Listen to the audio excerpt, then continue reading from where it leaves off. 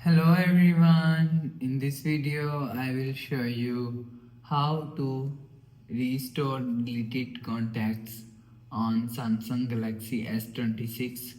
So let's start the video. First of all, go to app library. Now here, so just click on search and click on contacts app. Now here, so if you want to recover app, so click on this three dot icon. Now you will see click on recycle bin.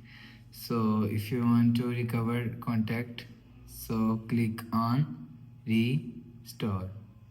So you will see your contact is restored. So after restore contact showing in contacts list. So after the process, go back to home screen, refresh phone.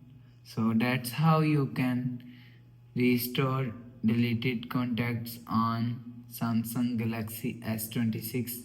So if you like the video, please subscribe. Thanks for watching.